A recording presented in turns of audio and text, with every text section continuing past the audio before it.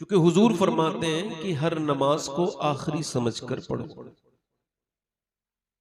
गौसुल आजम शेख अब्दुल कादिर जीलानी इस हदीस पर गुफ्तगू करते हैं तो इरशाद फरमाते हैं, अगर तुम हर नमाज को आखिरी नहीं समझोगे तो पूरी जिंदगी मुर्गे की तरह ठोंगे मारोगे, नमाज का तुमको मतलब समझ नहीं आएगा। हो सकता है कि ये तकरीर करने वाले की आखिरी तकरीर हो। अगर यूं हो सकता है तो यूं भी हो सकता है कि जो सुन रहा है उसमें से कोई एक शख्स ऐसा बैठा हो जो आखिरी बार नसीहत सुन रहा है। अभी मैंने जुमे में अपने मोहल्ले की मस्जिद में तकरीर की और तकरीर मेरी तौबा के ऊपर थी 3 हफ्ते पहले जुमे के दिन।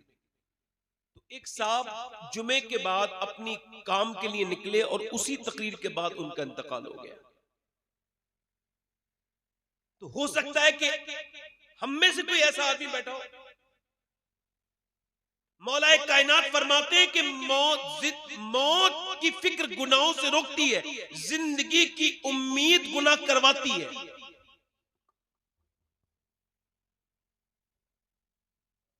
किसी भी कैंसर के पेशेंट को आप गुनाह करते नहीं देखेंगे, तौबा ही करता देखेंगे।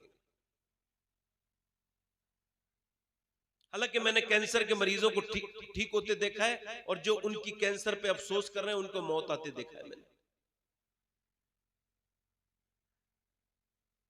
हजरत अब्बास हुजूर के चचा कहते हैं कि हुजूर ने एक जगह इस्तिंजा फरमाया और हुजूर ने फिर वुजू करना था। तो कुरान में नहीं आया कि जब आपको पानी ना मिले तो आप फिर जाके तयम्मुम कर लें। तो हुजूर ने तयम्मुम किया। अब सामने पानी का हौज था, पानी था।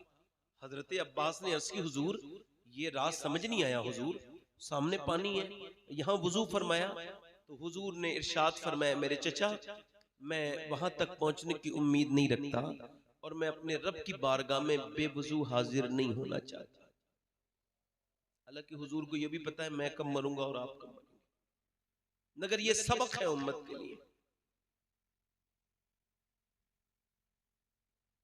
कितने भेजे उड़ गए, कितने नौजवान कानों में नीड लगा के घर से निकले और वापस नहीं आ पाए घर तक, मौत ने उन्हें आ लिया। अगर आपको बहुत घमंड है अपनी जिंदगी पर तो जाकर के आप अपने यहां के किसी पोस्टमार्टम हाउस में खड़े हो जाना। सुबह से लेकर दोपहर तक, दोपहर से लेकर शाम तक पोस्टमार्टम हाउस में पोस्टमार्टम होने वाली बॉडियों की लाइन लगी हुई है। बड़े बड़े तकब्बुर करने वालों की लाशें लाइन में लगी हैं। कब उनका नंबर आए।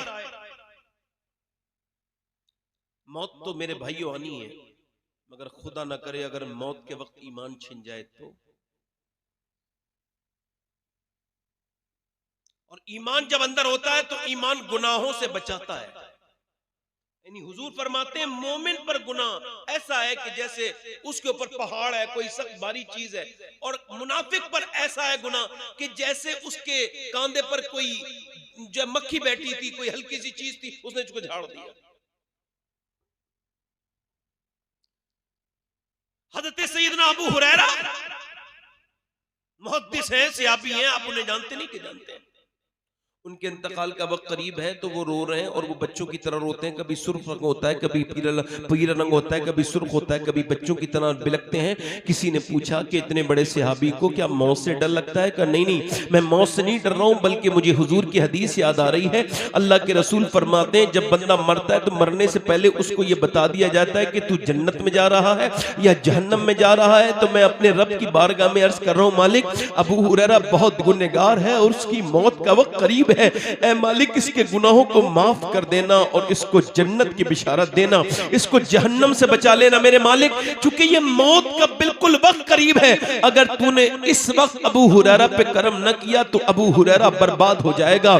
ऐ मेरे मालिक अबू हुरैरा बर्बाद हो जाएगा। जरा तवज्जो तो करें, इतने बड़े सहाबी को इतनी फिक्र है और हमको तो बिल्कुल भी कोई फिक्र नहीं है। हम तो बिल्कुल जो है वो खौफे खुदा से बिल्कुल जो है वो अपने हाथ धो बैठे, बिल्कुल दूर दूर हो गए अल्लाह के खौफ से। हमें न जाने किसने कैसी कैसी बातें सुनाई, न जाने किस किस बातों में आकर के हमने अल्लाह से डरना ही छोड़ दिया है। हालांकि मोमिनीन की पहचान डरना है, मोमिनीन की पहचान अल्लाह के सामने रोना है, मोमिनीन की पहचान यही है कि वो अल्लाह के सामने गिड़गिड़ाते हैं, वो अल्लाह के सामने रोते हैं, वो अल्लाह के सामने गिड़गिड़ाते हैं। आज ये बस मुसलमानों से उठता चला जा रहा है। मेरी बात पे गौर कीजिए।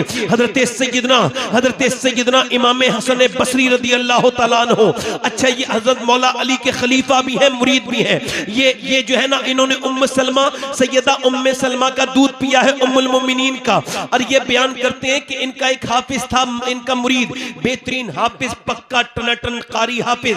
वो एक दिन इनके पास आया और आके बोला, हुजूर मैं बर्बाद हो गया, मैं कहीं का नहीं बचा। कहा क्या हो गया? कहा हुजूर कल एक लड़की का पीछा कर रहा था, तो उसके पीछे चलते चलते उसने मुझको पलट के देखा और कहा तुझको शर्म नहीं आती? एक तो तू मुसलमान, दूसरा हाफिज कुरान, फिर भी एक मुसलमान लड़की का पीछा करता है, तुझको शर्म नहीं आती? कहते हैं उसके अल्फाज मेरे सीने में बिल्कुल नश्तर की तरह चुभ गए और फिर मेरी आंखों में आंसू आए और उस वक्त से लेके अब तक मैं कुरान पढ़ना चाहता हूं तो मुझे कुरान याद नहीं रहता, मेरा कुरान मेरे सीने से निकल गया। हुजूर अभी सिर्फ कुरान निकला है, कहीं ऐसा ना हो मेरा ईमान भी निकल जाए, मेरा अल्लाह मुझसे नाराज है, आप दुआ कर दें। हजरत हसन बसरी ने दोनों हाथ उठा के दुआएं की, अल्लाह का फजल हुआ, उसको कुरान वापस मिल गया। मगर आज ना तो कोई ऐसा पीर हमें नजर आता है बज़ाहिर, ना ऐसे मुरीद नजर आते हैं जिनको अपने ईमान की इतनी परवाह हो।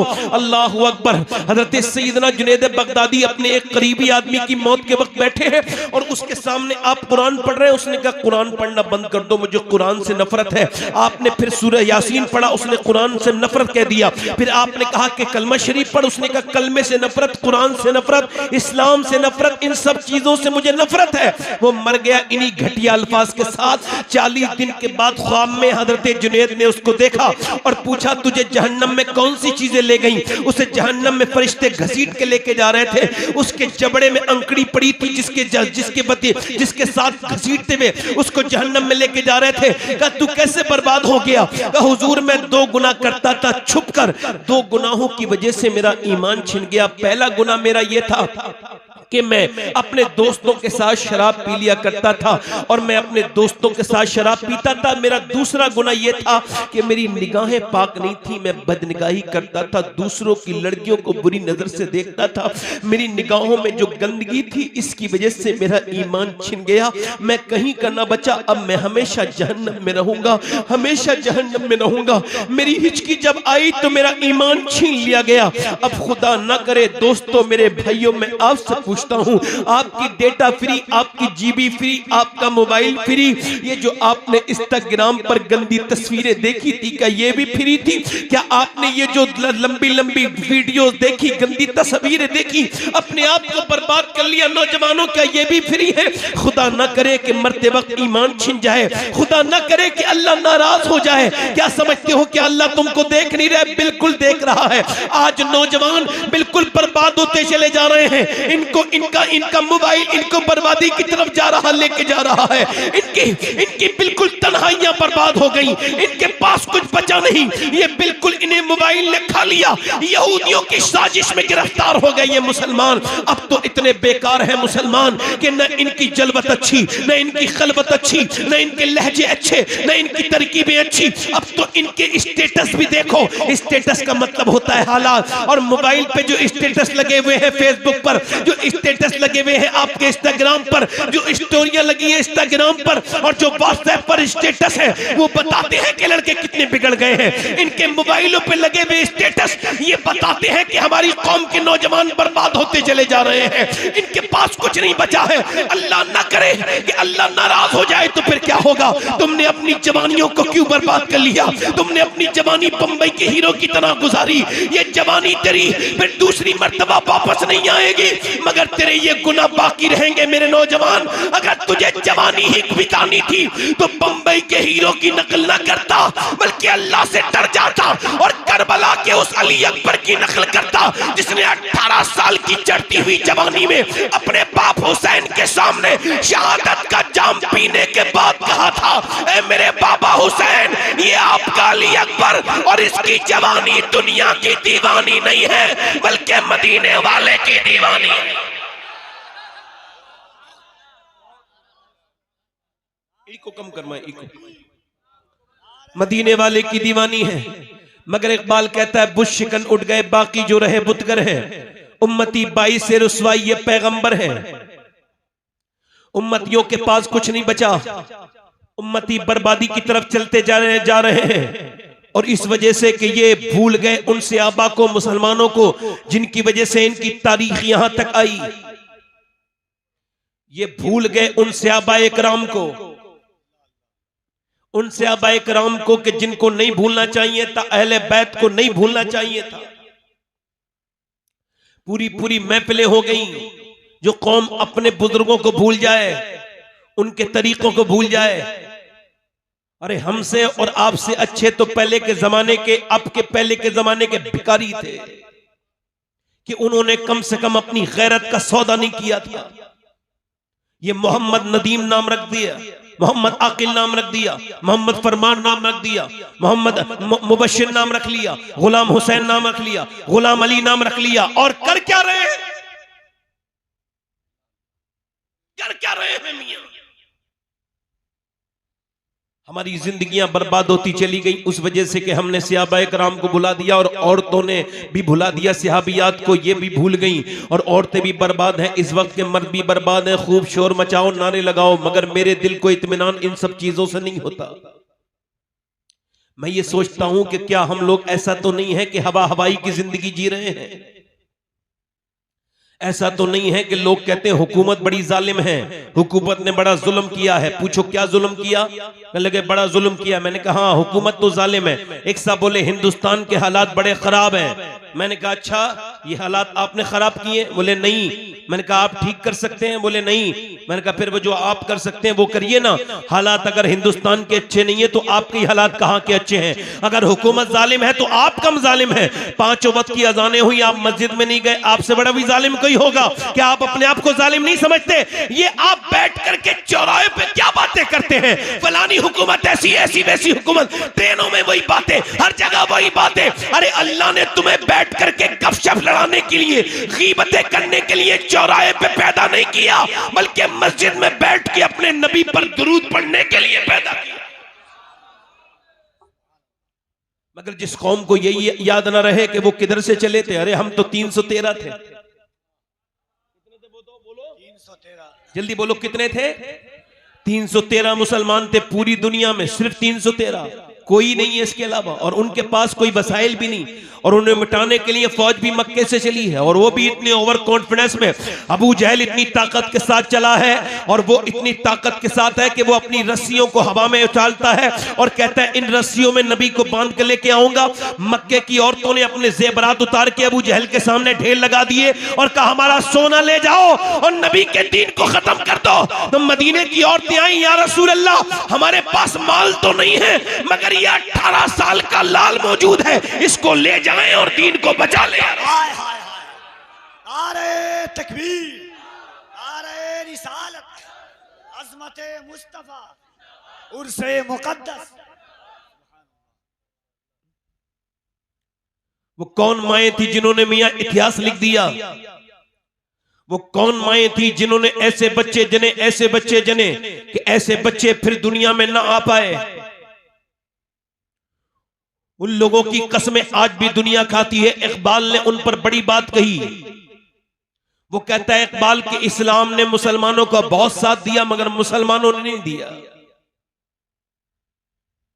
मुसलमान तो इस्लाम से दूरी बना रखते हैं, अपनी फायदे की चीजें इनको खूब समझ में आती हैं।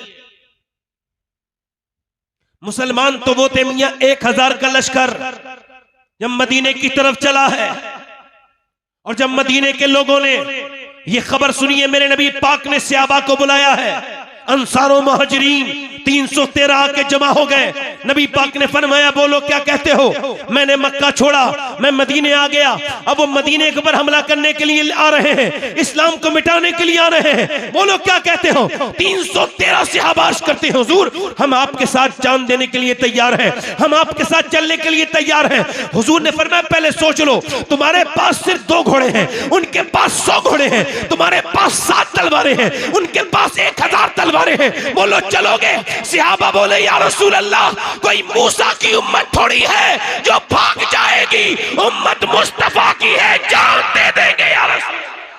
नारे तकबीर, नारे रिसालत, अज़मते मुस्तफा, उम्मते मुस्तफा। बच्चे बच्चे कुर्बान होने के लिए तैयार हैं या रसूल अल्लाह। जब तक हमारे बच्चे के ऊपर से घोड़े नहीं दौड़े काफिरों के, तब तक आप तक नहीं पहुंच पाएगा।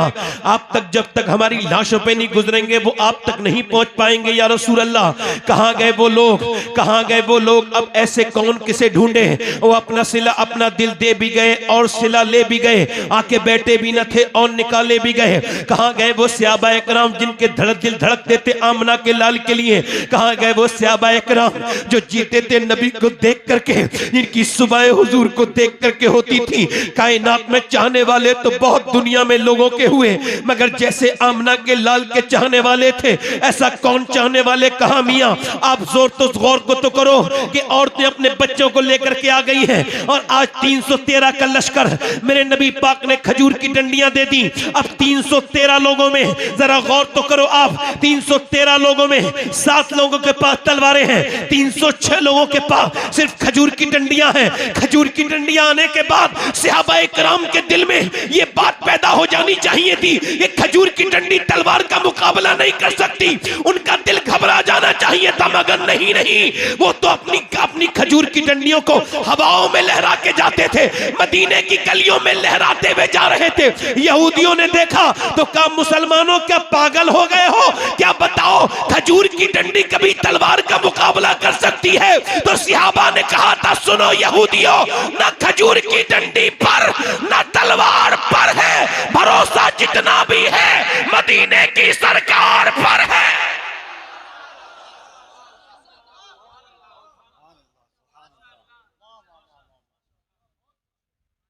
निकले मदीने से निकलने के बाद निकलते मदीने से निकलने के बाद पहुंच गए 170 किलोमीटर दूर बद्र के मकाम पर। आज भी कोई भी जाकर के देख ले कि बद्र को अल्लाह ने अपनी आयत बताया। क्या बताया बोलो। और आज भी कोई जाके देख ले, आज भी कुरान की ये आयत बड़े बड़े जली लफ्जों में उसी बद्र के मैदान में लिखी हुई है। वलक़द नसरकुमुल्लाहु बिबद्रिन व अंतुम अज़िल्ला।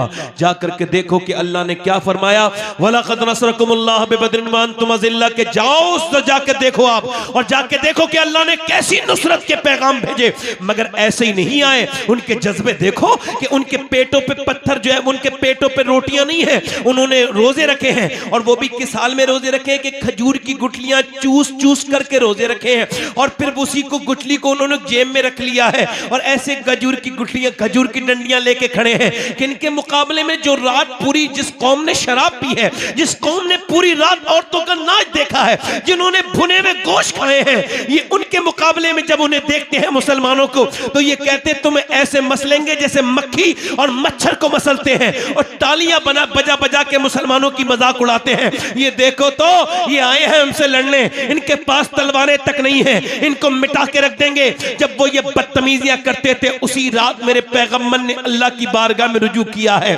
आज मेरे नबी ने सजदा किया है, और बुखारी शरीफ की हदीस है, नबी पाक ने अपना सर सजदे में रखा है, और नबी पाक के ये मुबारक कांधे हिल रहे हैं। अल्लाह के रसूल अल्लाह की बारगाह में रो रहे हैं, और कितना रोते हैं। हजरत अबू बकर सिद्दीक कहते हैं कि मैं हुजूर की चादर नीचे को उठा के रखता हूं, फिर गिर जाती है, फिर नीचे से ऊपर उठा के रखता हूं कांधे पर, फिर हुजूर की चादर गिर जाती है, और हुजूर की आंखों से आंसू गिरते हैं। कौन सी आंखें, जिस तरफ उठ गई दम में दम आ गया, उस निगाहे इनायत पे लाखों सलाम। मेरे नबी की आंखें सूज रही हैं। मेरा इमाम कहता है आंखें रो रो के सुजाने वाले, जाने वाले नहीं आने वाले। हुजूर की आंखों से आंसू गिर गिर के बद्र की रेत में जज्ब हो रहे हैं। मैं कहता हूं ऐ अल्लाह, काश मैं इंसान ना होता, बद्र की रेत का जर्रा होता जिसमें मेरे नबी पाक का आंसू आंसू गिर जाता, मेरे पैगंबर इस्लाम का आंसू गिर जाता। मेरे नबी पाक आज अल्लाह की बारगाह में जो दुआ कर रहे हैं उसका लहजा अलग है, उसके अल्फाज थोड़े अलग हैं, उस दुआ का नाज थोड़ा अलग है। अर्ज करते हैं मेरे मालिक,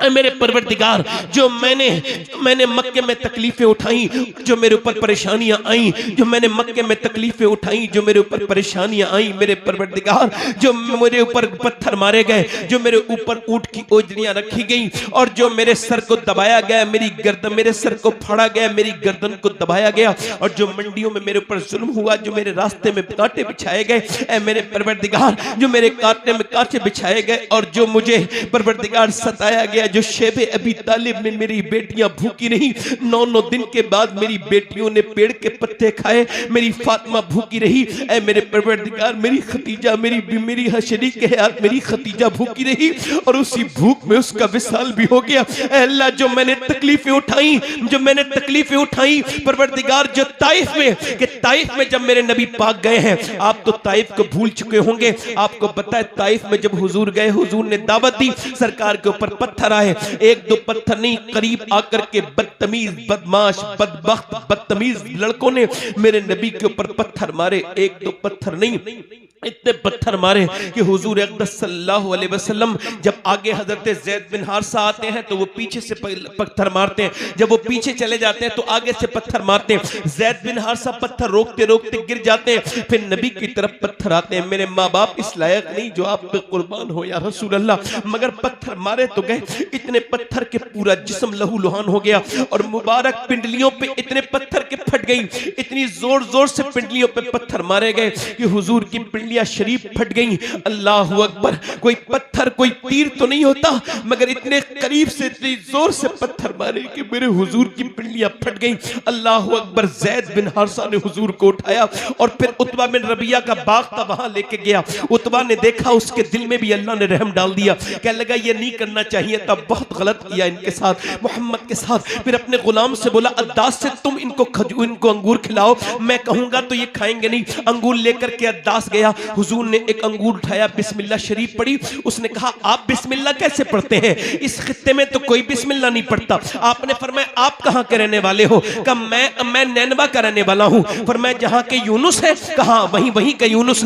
सरकार ने फरमाया, वहां के यूनुस है? कहा आप यूनुस को कैसे जानते हैं? फरमाया, वो भी अल्लाह का नबी है और मैं भी अल्लाह का नबी हूं। अल्लाह का नबी वो भी है, अल्लाह का नबी मैं भी हूं। अद्दास कहता है, वो ईमान लाए न लाए, मैं आपके ऊपर ईमान लाता हूं, मैं आपके ऊपर ईमान लाता हूं। ज़ैद बिन हारिसा जब बयान करते थे तो रोने लगते थे, कहते थे इतने पत्थरों के बावजूद जब एक बंदा ईमान लाया तो मेरे नबी मुस्कुराने लगे, मेरे आका मुस्कुराने लगे, मेरे सरकार मुस्कुराने लगे, मेरे नबी मुस्कुराने लगे। यानी आज भी इस महफिल में कोई बंदा ये दिल में इरादा करे कि मैं आज से नमाज का पाबंद हो जाऊंगा, तो कोई खुश हो ना हो, आमना का लाल जरूर खुश हो जाएगा।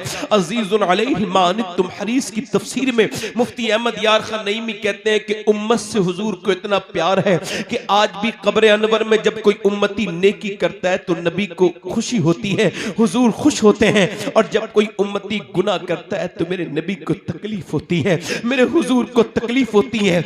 अल्लाह के रसूल आज बद्र के मैदान में अर्ज कर रहे हैं, मेरे मालिक, जो मैंने पत्थर सहे, जो मेरे पर परेशानियां आई, जो मेरे पर पत्थर मारे गए, ऐ मेरे मालिक, जो मैंने परेशानियां मक्के में उठाई, उस सब के बाद मैंने तिनका तिनका करके ये 313 का घोंसला जमा किया है। ये मेरे 313 मेरी पूरी जिंदगी की कमाई है। ऐ अल्लाह, अगर ये मिट गए तो क़यामत तक तेरा कोई नाम लेवा नहीं होगा। देख तो मेरे गुलामों को, ये मेरा अबू बकर मेरी पूरी जिंदगी की कमाई, मेरा उमर, मेरा अली, मेरा उस्मान, मेरा उस्मान, मेरे अमीर हमजा, मेरा बिलाल, ये मेरी पूरी जिंदगी की कमाई है। ये मिट गए तो कयामत तक कई तेरा नाम लेवा नहीं होगा। देख तो मेरे गुलामों को मालिक, इन्होंने कुछ खाया तक नहीं है, इन्होंने खजूर की गुठलियां चूस चूस करके रोजे रखे हैं। ये कैसे तेरे नाम पे जान देने के लिए आ गए हैं? ऐ अल्लाह, अगर ये मिट गए तो कयामत तक तेरा कोई नाम लेवा नहीं होगा। जब मेरे नबी ने रोना शुरू किया है, मेरा इमाम कहता है, इजाबत का सेहरा, इनायत का जोड़ा, दुल्हन बन के निकली दुआए मोहम्मद, हुजूर ने सर उठाया और अचानक मेरे नबी मुस्कुराए, मैदान में हवा चली एक कोने में। हजरत अली अर्ज करते हुजूर ये कैसी हवा है? फरमाया हवा नहीं है, फरिश्ते जमीन पर उतरे हैं। अल्लाह ने 500 फरिश्ते लेके जिब्राइल को जमीन पे भेज दिया है। उसके बाद दूसरे कोने में हवा चली। अर्ज की हुजूर ये कैसी हवा है? फरमाया अल्लाह ने दूसरे मर्तबा पे मीकाईल को भेजा है और वो 500 फरिश्ते लेके आए हैं। अल्लाह की मदद आ गई। चलो मुसलमानों, मुसलमान चले। उधर से काफिर निकले। काफिरों ने कहा हमारे पास शमशीर है। सियाबा बोले हमारे पास नारे तकबीर है। काफिर बोले हमारे पास ताकत है। सियाबा बोले हमें मुस्तफा से मोहब्बत है। कुफ्फारे मक्का बोले हमारे पास माल है। सियाबा बोले हमारे साथ आमना का लाल है। खजूर की डंडियां, ये इस्लाम की पहली जंग थी। खजूर की डंडियां उठी और फिर हाथ काटने लगी, फिर सर काटने लगी। काटते काटते जमीन पे ढेर लगा दिए। किसी का हाथ काटा। अरे जब कटवाने वाला नबी हो तो खजूर की डंडी भी तलवार से ज्यादा तेज काम कर रही है। तलवार किसे ज्यादा काटा? ऐसा काटा कि मियां उनके ढेर लग गए। कट्टे कट्टे जमीन पर गिरे। जब वो जमीन पर गिरे तो भागने लगे। उनके पिट्टे पानी हो गए। वो डर गए। जब वो भागे, उन भागते में उमैया भी था। उमैया मोटा जब भागा, जो बिलाल के सीने पे पत्थर रखता था, जो बिलाल की गर्दन में रस्सी बंधवा कर पूरे मक्के में फिराता था, उसी बिलाल ने उसको देखा। वो दौड़ रहा था। बिलाल ने जाके मुंह सामने उसके मुंह पे घूसा मारा। उस जमीन पे गिरा। बिलाल को देखने लगा। बिलाल ने कहा देखता क्या है? ये बिलाल का घूसा नहीं है उमैया, ये तो इस्लाम का घूसा कुफ्र के मुंह पे लगा।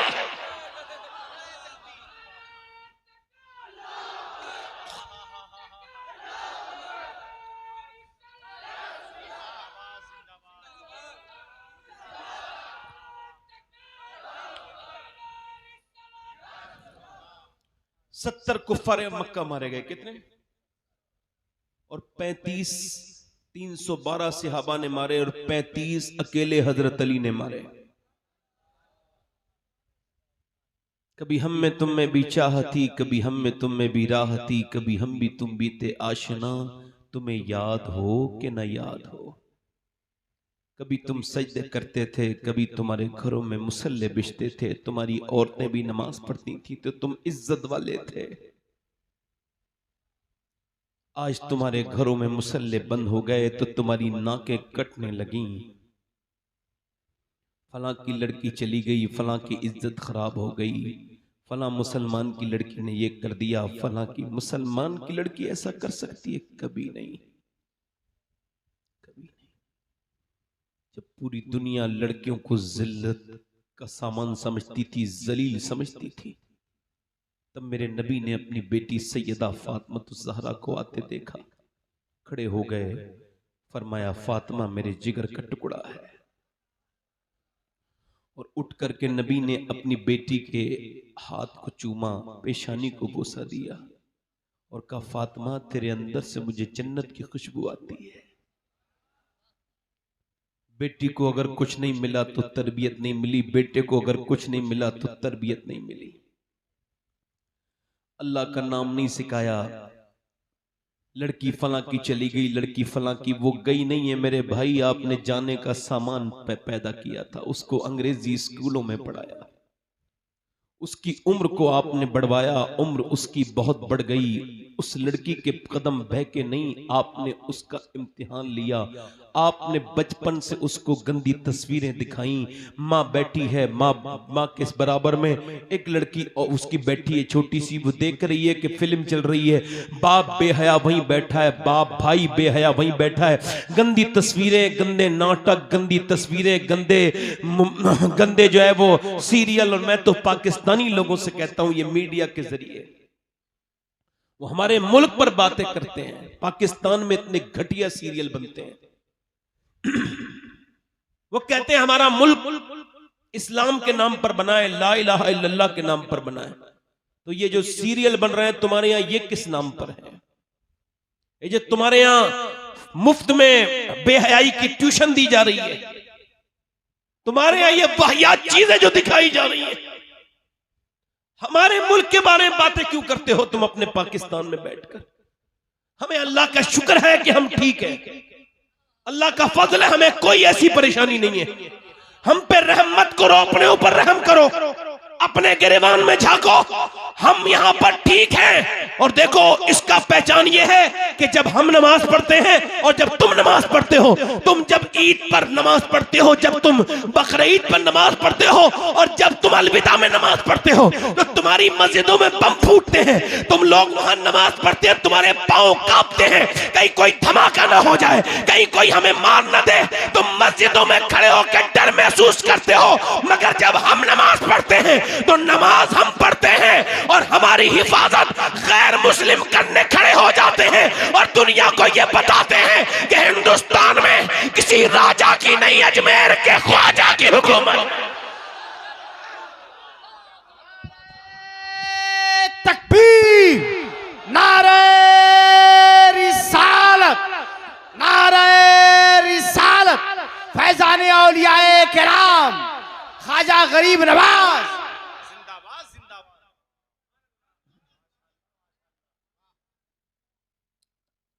तुम्हारे घरों में ये जो तुमने जो ये फरोग दिया पाकिस्तानियों, मैं पाकिस्तान के जो उलमाए अहले सुन्नत हैं, उलमाए हक हैं, उनकी कद्र करता हूं, मगर बाकी जो वहां के बदतमीज हैं, जो यहाँ हिंदुस्तान के बारे में बात करते हैं, वो अपने मुल्क को देखें, अपने यहाँ की बेहयाइयां खत्म करवाएं। हम अल्हम्दुलिल्लाह ये अर्ज करते हैं कि जब लड़की को हमने क्या किया, ये जो पाकिस्तानी ड्रामे खा गए, ये फिल्में खा गई, ड्रामे खा गए, अब उसमें क्या गंदी चीजें दिखाई जा रही हैं। बेटी देख देख देख देख देख के बड़ी हो गई, वो 8 साल की हुई, 9 साल की हुई, वही बदतमीजी देखती रही। क्या कि उसकी माँ देखती है फिल्म। अच्छा, फिल्म में जब कोई अच्छा सीन आता है उसके अकॉर्डिंग अच्छा तो कुछ होता ही नहीं, मगर माँ को लगता है कि दोनों ये मिल गए हीरो हीरोइन, तो माँ को खुशी होती है, तो माँ मुस्कुराने लगती है। और जब हीरोइन मिलते नहीं तो फिर उसको तकलीफ होती है, और जब वो भाग के शादी करते हैं तो इनको बड़ी खुशी होती है। मां के चेहरे पर खुशी देख देख कर उसके जज्बात से खेलते रहे ये लोग, आखिरकार बड़े होकर के उसने वही अमल करके दिखा दिया। तो हैरत की बात क्यों है, ये जब घर में तुमने सिखाया ये था। मुझे बताओ, अगर जिस बेटी को, मेरी तरफ देखो, अगर जिस बेटी की मां ने मुझे अपनी बेटी को फिल्म दिखा के, और जो फिल्म के सामने रोई और टीवी के सामने रोई, अगर उसी लड़की ने अपनी मां को मुसल्ले पे रोते देखा होता तो ऐसा होता। बोलो, बारिश आ गई, बारिश आ गई, सुभान अल्लाह बोलो, बारिश आई है तो सुभान अल्लाह, सुभान अल्लाह। अच्छा, बचपन में अगर दीन दिया होता, बोलो, दीन दिया होता बचपन में तो ऐसा होता, कभी ऐसा होता?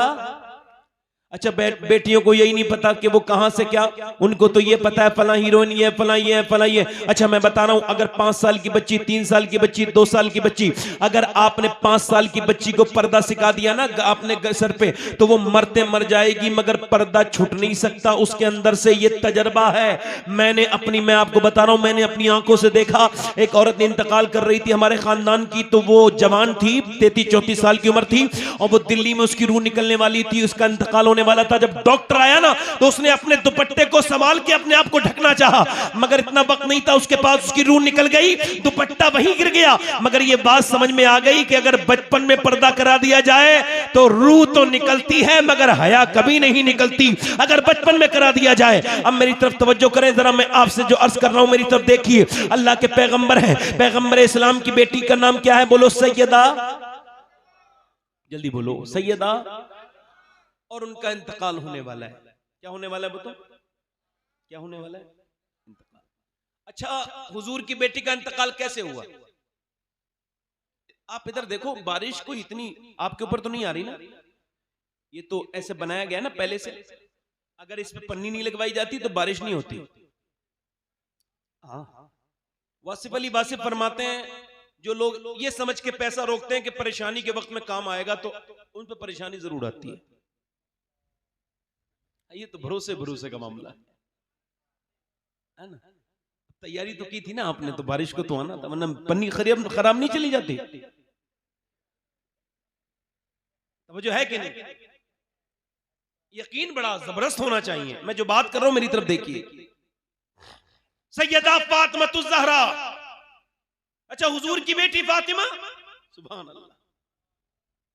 इकबाल कहता है, लोग मुझसे कहते हैं कि हुसैन ने करबला के मैदान में हक अदा कर दिया, तो मैं कहता हूं यार यूं ना कहा करो, बल्कि यूं कहा करो कि पहले मदीने में अली ने बाप होने का हक अदा किया और फातिमा ने मां होने का हक अदा किया, फिर हुसैन ने करबला में हक अदा किया। आओ सलाम करें उसके आस्थाने को, हुसैन पाल के जिसने दिया जमाने। ऐसे ही कोई हुसैन पैदा नहीं होता, हुसैन पैदा होने के लिए बैकग्राउंड होता है।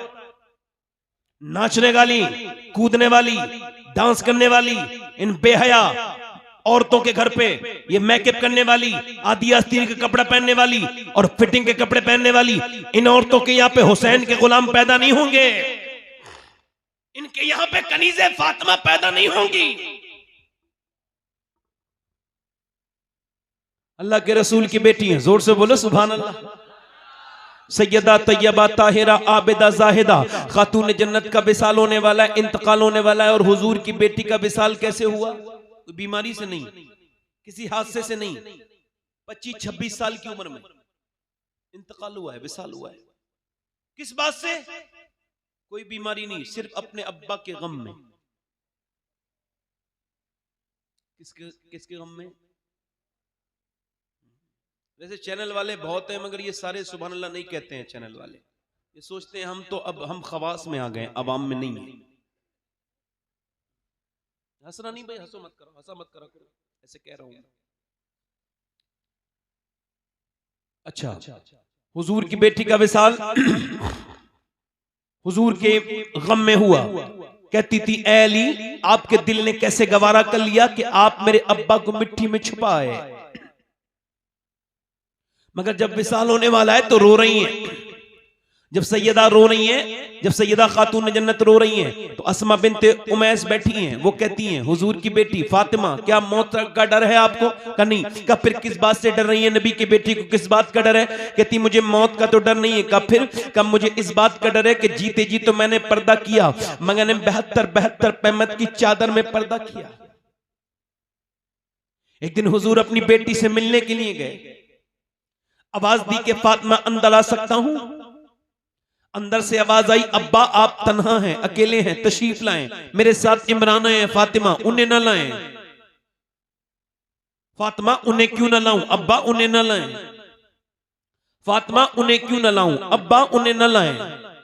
जब हुजूर ने कई बार पूछा तो इमरान कहते हैं हुजूर ने जब कई बार पूछा तो अंदर से आवाज आई, अब्बा आपकी बेटी के पास इतने कपड़े नहीं है कि वो किसी दूसरे मर्द से पर्दा कर सके।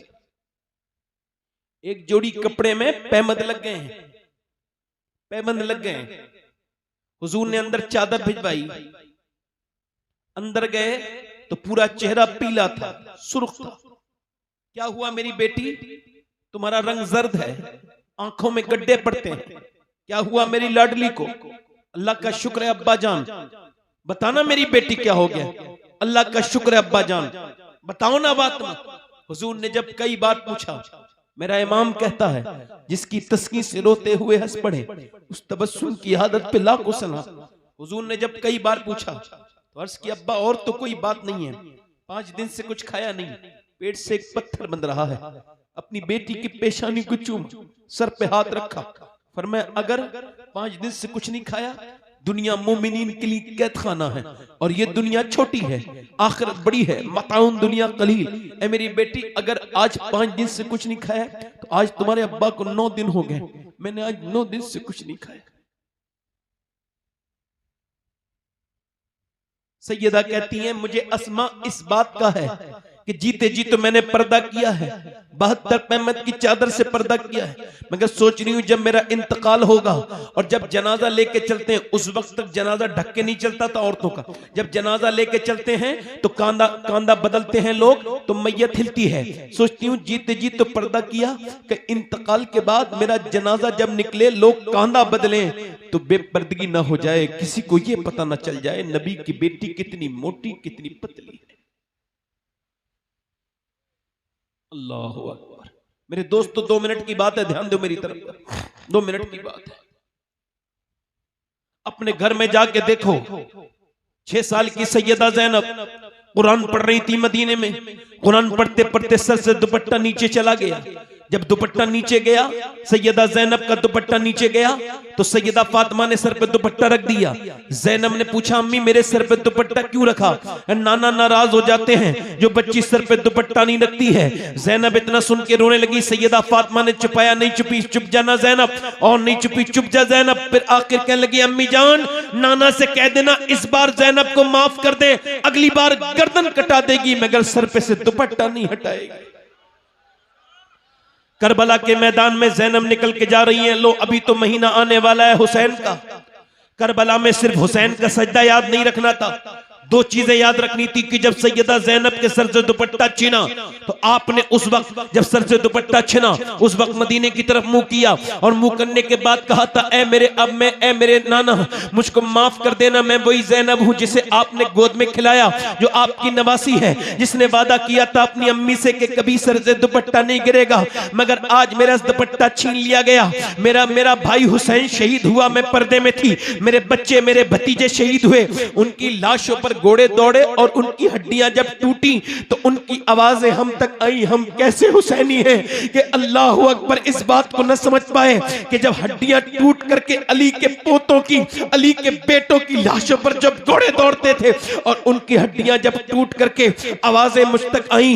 मेरे अब्बा, मेरे दादा, मेरे नाना उस वक्त भी जैनब कभी बाहर नहीं निकली खेमे से, मगर अब सर पे से दुपट्टा खींच लिया गया है तो अब जैनब को आप माफ कर दीजिएगा मेरे नाना।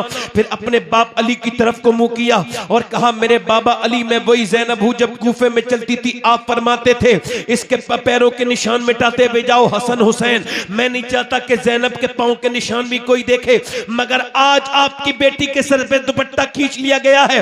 जैनब ने अपने बालों से अपना पर्दा किया और बालों से अपने चेहरे को छुपाया।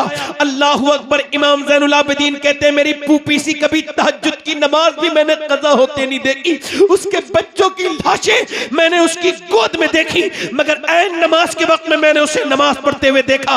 अल्लाह अकबर। कैसे करबला के मानने वाले हैं कि आज जिनके दिल बिल्कुल अहले बैत, जिनके दिल बिल्कुल पर्दे की अजमत से खाली है, मैं अपनी बहनों और भाइयों से यही गुजारिश करने आया हूं, ये करबला से सिर्फ ये न सीखो कि हुसैन का सजदा, करबला में एक भाई का पैगाम है और एक बहन का पैगाम है, एक नवासे का पैगाम है और एक नवासी का पैगाम है, एक बेटे का पैगाम है, एक बेटी का पैगाम है, एक बेटे का पैगाम ये है और एक नवासे का के हालात कुछ भी हो सजदा ना छोड़ा जाए, और नवासी का पैगाम ये है कि चाहे हालात कोई भी हो पर्दा ना छोड़ा जाए। वाह वाह वाह।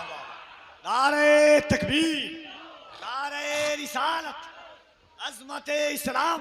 मैं अपनी बात को यहीं पर खत्म करता हूं, मगर ये कहकर मेरे दोस्तों कि मौत करीब करीब आ रही है, मौसम इस बात की इजाजत नहीं देता मैं मजीद तकरीर करूं, मगर इतनी बात जरूर है मेरे दोस्तों, मौत करीब आ रही है, अन करीब हम सब कस्से पारी ना हो जाएंगे। अल्लाह की बारगाह में तौबा कर लो, उससे कहो मालिक माफ कर दे, वो बड़ा करीम है, वो माफ कर देगा, मेहरबान है माफ करने वाला। यकीन जानो वो इतना फजल करने वाला है, इतनी मेहरबानी करने वाला है। आप कभी उसके सामने रोया करो, उसके सामने सजदे किया करो, अपनी औरतों से कहो कि सजदे के लिए अपनी औरतों से कहो कि मुसल्ले बिछा लो, अपनी बहनों से कहो कि अब वक्त आ गया है मेरी बहनों, अब अल्लाह उसके रसूल के दीन के लिए खड़ी हो जाओ, अपने अंदर तब्दीली लेकर के आओ, अपने रब को मनाओ। आप इधर देखो, ये आवाजें मेरी आवाज से ज्यादा थोड़ी है, मेरी तरफ देखो, अपने रब को मनाओ। एक हदीस शरीफ ये है, अल्लाह के रसूल फरमाते हैं, एक आदमी ने अपनी लाश में आग लगवाने के लिए कहा कि मेरी लाश में आग लगा देना। उसको आग लगा दिया गया, उसको दफन नहीं किया गया। वो उसकी लाश को उसने कहा था मेरी राख को फेंक देना जंगलों में, पहाड़ों पर, दरियाओं में। उसकी राख को अल्लाह ने एक जगह किया और उसको जिंदा किया और पूछा कि तूने ये बता कि तूने अपनी लाश में आग क्यों लगवाई थी, तू दफन क्यों नहीं हुआ? कहने लगा मालिक मैं इतना गुनहगार था, तेरी बारगाह में हाजिर होने के लायक नहीं था। तो अल्लाह से तू क्यों?